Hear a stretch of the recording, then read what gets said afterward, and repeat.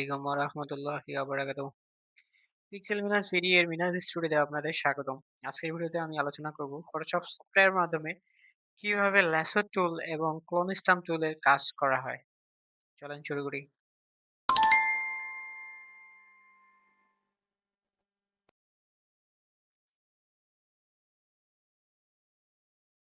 আজকে আবারও আপনাদের মাঝে চলে আসলাম।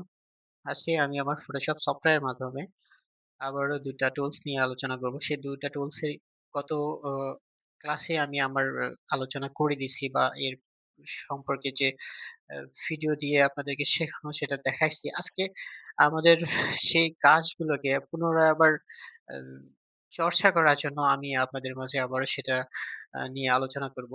তো আসুন আমরা আলোচনায় চলে যাই এবং কাজ দুটা ভালোভাবে বাসায় প্র্যাকটিস করতে শিখি। তাহলে আর ভুলতে পারবো না, ভুলবো না। এই কারণে আবারও আপনাদের মাঝে সেই দুটো টপিকস নিয়ে আমি আবারও চলে আসলাম। তো আমি চলে যাচ্ছি আমার ডেস্কটপে। আমি ডেস্কটপ থেকে সরাসরি আমার ফটোশপ সফটওয়্যার যে আছে ফটোশপ সফটওয়্যার ওপেন করে নেব। এরপর আমি আমার যে পিকচার গুলো আছে আমার গ্যালারিতে, সেই গ্যালারিতে আমি গ্যালারি থেকে আমার পিকচার গুলো আমি আবার সিলেক্ট করব। আজকে আমি যে দুটো টুলস নিয়ে আপনাদের সামনে আলোচনা করব অটোমেটিকলি বা অলরেডি আপনারা আমার হোয়াইট বোর্ডে দেখতে পারতেছেন যে ওখানে টুলস দুটার নাম দেয়া আছে। একটা হচ্ছে ক্লোন স্ট্যাম্প টুল আর একটা হচ্ছে আমাদের ল্যাসো টুল।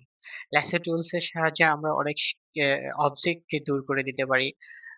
ছোটখাটো যে ছবির মাঝখানে ছোটখাটো বিষয় থাকে, ছোট ছোট একগুলা আহ, থাকে যে জিনিসগুলা আমরা চাই না যে ওখানে থাকুক, আমরা সেগুলোকে দূর করে দেব। সেটার সাহায্যে আমরা ল্যাসো টুলস ইউজ করে আমরা কাজ করতে পারি। আবার আমরা যদি ক্লোন স্ট্যাম্প টুল যেটা দেয়া আছে সেটার সাহায্যে আমরা করি, সেটার সাহায্যে আমরা করে দেখাবো। আসলে ক্লোন স্ট্যাম্প টুল যে আমরা ইউজ করি সেটা শুধুমাত্র অবজেক্ট রিমুভ করা, এবং আদার্স যে আরেকটা কাজ আছে সেটা হচ্ছে আমরা একটা জায়গার জিনিসকে কিভাবে সহজে কপি পেস্ট করে আরেকটা জায়গায় আমরা নিয়ে গিয়ে দেখাবো, বা সেটারই মতো করে কিভাবে আর্ট হবে সেটা দেখাবো। তো আমি চলে যাচ্ছি আমার কাজে। আজকে আমি আবার অবজেক্ট রিমুভের যে পিকচার গুলো আছে সেগুলো পিকচারের কালেকশন থেকে আমি একটা পিকচার কালেক্ট করবো। তো অটো আমি এখানে আমার ফটোশপ সফটওয়্যার মধ্যে সেই পিকচারটা দেয়া আছে, তবুও আমি আপনাদেরকে প্রথম থেকে স্টার্টিং করে দেখানোর চেষ্টা করতেছি। সেটা হচ্ছে এখানে যে পিকচারটা আছে সেই পিকচারটা নিয়ে আমি আলোচনা করতেছি। এই যে পিকচারটা আমরা প্রথমে ড্র্যাগ এন্ড ড্রপ পদ্ধতিতে আমাদের ফটোশপে ওপেন করবো, এভাবে পিকচারটাকে টেনে নিয়ে গিয়ে ফটোশপের মাঝখানে ছেড়ে দিব। এই পদ্ধতিটিকে বলা হয় ড্র্যাগ এন্ড ড্রপ পদ্ধতি। তো এভাবে আমরা পিকচারটা সব থেকে খুব সহজে আমরা এটা পিকচারটা নিয়ে আসতে পারি আমাদের ফটোশপ সফটওয়্যার মধ্যে। তো প্রথমে কি আছে, আমাদের একটা ডুপ্লিকেট লেয়ার নিতে হবে। লেয়ার নেওয়ার জন্য আমি কি চাপলাম, কন্ট্রোল জে চাপার সঙ্গে সঙ্গে আমাদের ডুপ্লিকেট লেয়ার চলে আসছে। এরপর আমি যে টুলস দুটোর সাহায্যে কাজ করবো, একটা হচ্ছে আমাদের ল্যাসো টুলস এর আমি কিবোর্ড শর্টকাট আপনাদেরকে বলে দিচ্ছি, সেটা হচ্ছে এল। আর যদি স্টাম্প ক্লোন স্টাম্প টুলের সাহায্যে আমি কাজ করতে যাই তখন সেটার কিবোর্ড শর্টকাট হচ্ছে এ। আচ্ছা, পরবর্তীতে আমি কাজ ধরে ধরে করার সময় আমি আবারও আপনাদেরকে টুলস এর শর্টকাট গুলো বলে দেবো। আসলে শর্টকাট ইউজ করে আপনারা কাজ করবেন, তাহলে শিখতে শিখতে প্রপার আরো অভ্যাসে পরিণত করার পর আরো তাড়াতাড়ি করে শিখতে পারবেন, তাড়াতাড়ি কাজগুলো করতে পারবেন। তো আমি প্রথমে কি করব, আমার ল্যাসো টুলস এর সাহায্যে আমি অবজেক্ট রিমুভ করা দেখো। এখানে আমি যদি পিকচারটা একটু জুম করে দেখাই আপনাদেরকে, এখানে পিকচারটা হচ্ছে গিয়ে আমাদের অনেকগুলো বোট, ছোট ছোট বোট যেখানে মানুষ বসে আছে, আর সমুদ্রে বা এটা সুইমিং পুলে হয়তো বা কোথাও সাঁতার কাটতেছে, পানির মাঝখানে সাঁতার কাটতেছে, হয়তো বা কোথাও না, পানির মাঝখানে সাঁতার কাটতেছে। তো এই যে টুলস, এই টুলস এর সাহায্যে আমি আপনাদেরকে এখানে আমার প্রথম টুলস ল্যাসো টুলস, এই ল্যাসো টুলস এর সাহায্যে আমি এই ল্যাসো টুলস এর সাহায্যে আমি এই প্রত্যেকটা কে অবজেক্ট ধরে ধরে, প্রত্যেকটা বোর্ড প্রত্যেকটা মানুষকে অবজেক্ট ধরে ধরে, এই মানুষটাকে এই বোর্ডটাকে অবজেক্ট ধরে ধরে এই জায়গাটাকে রিমুভ করে দেখাবো বা পিকচারটা থেকে সরানো দেখাবো। তো আমি আমার কাজ করতেছি, আপনারা একটু মনোযোগ সহকারে দেখবেন। আমি প্রথমে কি করলাম, ল্যাসো টুলস এর সাহায্যে এল চাপার সঙ্গে সঙ্গে ল্যাসো টুলটা চলে আসছে। এল চাপার সঙ্গে সঙ্গে যখন ল্যাসো টুলটা চলে আসবে, এভাবে আপনারা একটা সিলেক্ট করে নেবেন। সিলেক্টটা আমি আবারও আপনাদেরকে করে দেখাচ্ছি। কন্ট্রোল ডি চাপার সঙ্গে সঙ্গে ডিসিলেক্ট হয়ে যাবে। সিলেক্ট করার পর যেটা হয়ে যায় সেটাকে আমরা ডিসিলেক্ট করার জন্য কন্ট্রোল ডি চাপি। ডিসিলেক্ট করলাম, আবার সিলেক্ট করতেছি। এভাবে ঘুরে তার চতুর্দিকে আমরা মার্ক করে ফেললে এটা সিলেক্ট হয়ে যাবে। তো এভাবে সিলেক্ট করার পর আমাদের কি কাজ হচ্ছে? আমাদের কাজটা হচ্ছে গিয়ে আমি আপনাদেরকে দেখাচ্ছি। এভাবে সিলেক্ট করার পর আমাদেরকে একটা শর্টকাট ইউজ করতে হবে। একটা কি চাপতে হবে, সেটা হচ্ছে শিফট F5। শিফট F5 চাপার সঙ্গে সঙ্গে একটা পপআপ শো করবে। পপআপ শো করার সঙ্গে সঙ্গে যে কনফিগারেশন গুলো দেয়া আছে ফিল বাটনের, যেগুলো হচ্ছে কনটেন্ট অ্যাওয়ার্ড থাকতে হবে, কালার অ্যাডাপশন থাকতে হবে মার্ক চিহ্ন দিয়ে, এবং ক্যাপাসিটি থাকবে 100%। এভাবে দেওয়ার পর আমি সেটাকে ওকে করে দেবো। আপনাদের যদি না থাকে তাহলে অবশ্যই আপনারা সেটা করে নেবেন। এভাবে করার পর ওকে করার সঙ্গে সঙ্গে আমাদের কি হয়ে গেল? আমাদের পিকচারটা চলে গেল। মানে আমি যেটাকে অবজেক্ট ধরে কাজ করলাম, যেটা বিষয়কে সরাই ফেলবো, সেটাকে মুছানোর জন্য আমি এটা কাজ করে ফেললাম। আবার ডিসিলেক্ট করতেছি কন্ট্রোল কি দিয়ে? ডি দিয়ে। আবারও হয়ে গেল। আরো একটা আমরা কাজ করি। এটাকে যদি আমরা আবার সিলেক্ট করি, সিলেক্ট করার জন্য আমি ল্যাসো টুল সেলস এর সাহায্যে আমি মার্ক করে নিলাম। মার্ক করার সঙ্গে সঙ্গে আমি এটাকে আবারও কি চাপবো? একটা কি চাপার সঙ্গে সঙ্গে সেটা আহ ছড়াই ফেলবো। সেটা আবারও বলে দিচ্ছি, সেটা হচ্ছে শিফট F5।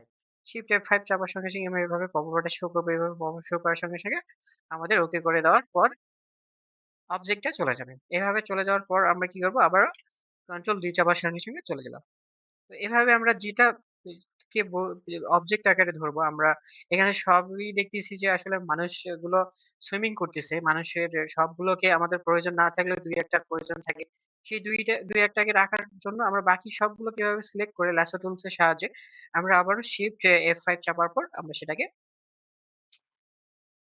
সিলেক্ট করার পর আমরা সেটাকে সরাই ফেলবো, এবং আবারও ডিসিলেক্ট করার জন্য এই মার্কটাকে আমরা কি করব? কন্ট্রোল ডি চাপার সঙ্গে সঙ্গে সেটাকে ডিসিলেক্ট করে দেবো। এভাবে আমরা প্রত্যেকটাকে ধরে ধরে ধরে কাজ করব, এবং ল্যাসো টুলস এর সাহায্যে আমরা এটাকে মার্ক করে নিয়ে আমরা এইভাবে কাজ করতে পারি। আমি এই যে এখানে আরেকটা আছে অবজেক্ট, সেটাকে সরাই দিতেছি কারণ কাছাকাছি হয়ে গেছে বিধায় জিনিসগুলোকে সরাই ফেলানো উচিত। এরকম পিকচারে কাজ করতে হয় ল্যাসো টুলস এর সাহায্যে, কিভাবে অবজেক্ট রিমুভ করতে হয় সেটা আপনাকে দেখানোর চেষ্টা করতেছি। আবারও কি চাপলাম? শিফট F5, ওকে করে দিলাম। ওকে করে দেওয়ার সঙ্গে সঙ্গে আমাদের অবজেক্টটা চলে গেছে। তো আবার কি করব? ডিসলাইক করব। ডিসলাইক করার জন্য আমি কি করতেছি? কন্ট্রোল জি। এভাবে আমরা পিকচার থেকে পিকচার আমরা সরাই ফেলতেছি। অবজেক্ট যেগুলো থাকে পিকচারের মধ্যে, মেজর সাবজেক্ট গুলো থাকার পর যে অবজেক্ট থাকে সেগুলোকে আমরা এভাবে মার্ক করে দিয়ে আমরা সেটাকে সিলেক্টের আওতায় নিয়ে এসে আমরা সেইটা একটা চাবি বা কি এর সাহায্যে, সেই কিটা হচ্ছে শিফট F5 চাপার সঙ্গে সঙ্গে আমরা ওকে করে দেব। সিলেক্ট হয়ে সেটা চলে যাবে। এরপর আমরা ডিসলাইক করে দেব কন্ট্রোল ডি দিয়ে। হয়ে গেছে। এভাবে আমরা আহ, ল্যাসো টুলস ইউজ করে আমরা বিভিন্ন অবজেক্টকে পিকচারের মাঝখানে অস্তিষ্ট বিষয়গুলোকে আমরা দূর করে দিতে পারি। তো এটা হয়ে গেল প্রথম টুলস এর কাজ। এখন যে দ্বিতীয় টুলসটা আসবে সেই টুলস এর সাহায্যে আমি কাজ করব। আবারও আপনাদেরকে বলতেছি সেই টুলসটা হচ্ছে ক্লোন স্টাম্প টুল। ক্লোন স্টাম্প টুলের শর্টকাট হচ্ছে এস। আমি এস চাপার সঙ্গে সঙ্গে আপনারা দেখতেছেন যে একটা আমাদের কি আসছে, আমাদের একটা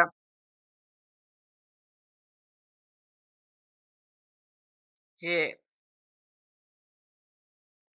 আম আমাদের একটা গোল যে দাগটা দেখা যাচ্ছে সেটা হচ্ছে গিয়ে আমি বলতে চাচ্ছি, সেটা হচ্ছে সাপোজ এটাকে আমরা ল্যাস ক্লোন স্ট্যাম্প টুলস এর ভাষায় বলতে পারি, এটা হচ্ছে উম, আমাদের একটা টুলস, এবং সেটা টুলস এর আমরা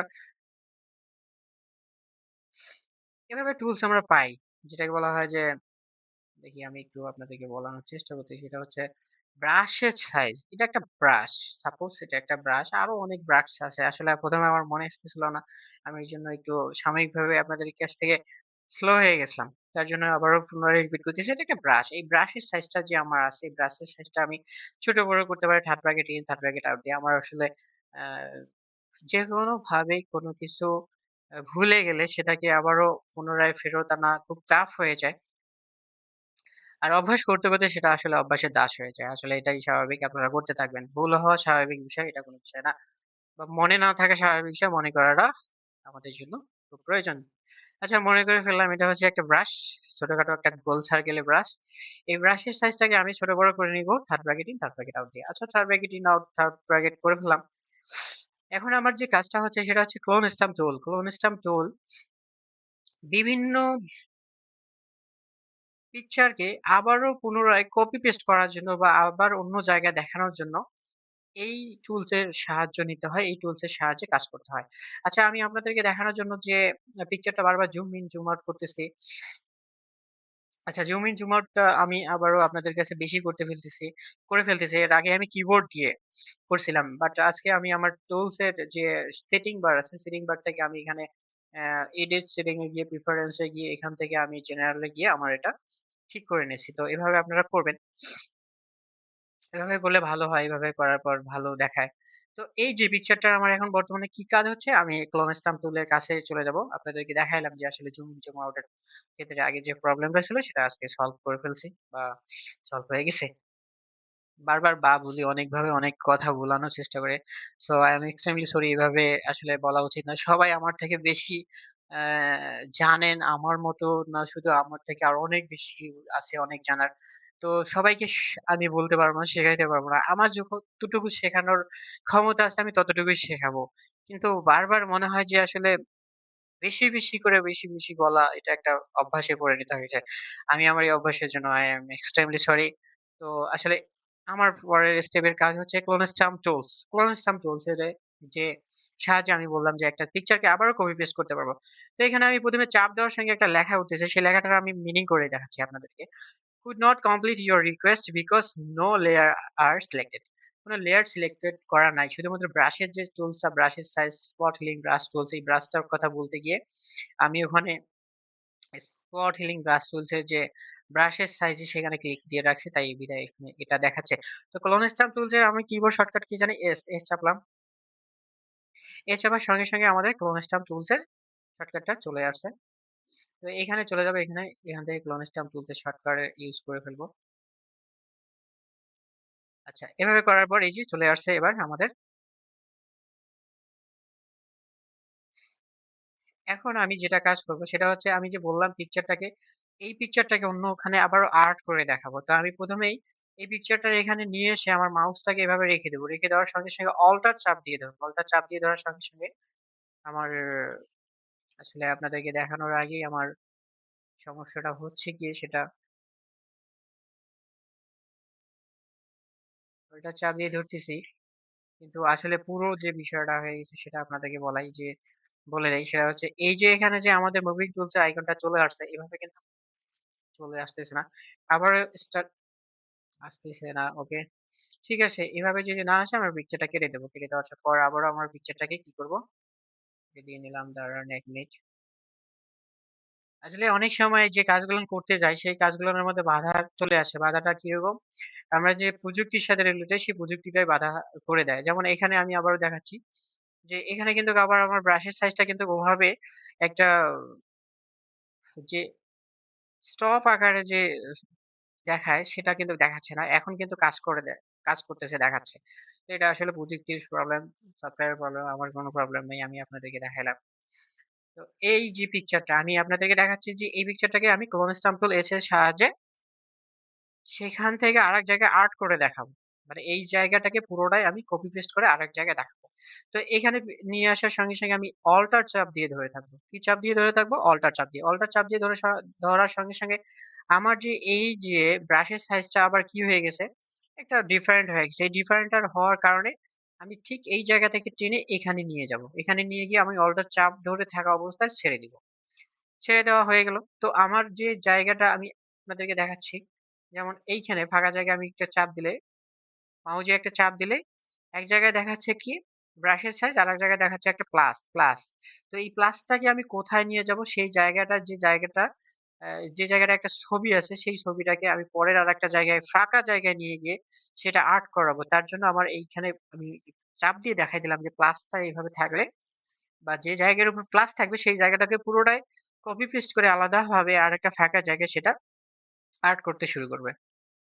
তো আচ্ছা, আমি আবারও আপনাদেরকে এটা করে দেখাচ্ছি। সেটা হচ্ছে গিয়ে এইভাবে, যেমন আমি এখানে যদি চাপ দিয়ে ধরি এই প্লাসটাকে আমি এই ছবিটার মাঝখানে নিয়ে যাচ্ছি, এভাবে করে দেখাচ্ছি। তো আমার পিকচারটা আর্ট করা হয়ে গেল। যেমন এটা সেম। ২ টা পিকচারে আমার কিন্তু আর্ট করা হয়ে গেল। আবার যদি আমি বলি যে না আমি এই পিকচারটাকে অ্যাড করব, এই যে সাইডের ছোট একটা পিকচারটাকে এটাকে অ্যাড করব, কোথায় অ্যাড করব? আমি এখানে অ্যাড করব। তো আমি আবারও আপনাদেরকে দেখাই দিতেছি, এই যে প্লাসের বাটনটা, প্লাসটা এক জায়গায় একটা প্লাস আসতেছে, আরেক জায়গায় একটা ফাঁকা ব্রাশের সাইজ আসছে। তো এই যে প্লাসের জায়গাটাকে আমি যে পিকচারটাকে কপি করব সেই পিকচারটার উপরে আমি প্লাসটাকে রাখবো। আর যে জায়গাটা আমি ফাঁকা জায়গায় তার ছবিটা আর্ট করব আমি এভাবে চেপে ধরে আর্ট করে ফেলবো। তাহলে আমাদের এটা হয়ে গেল। এভাবে হয়ে যাবে।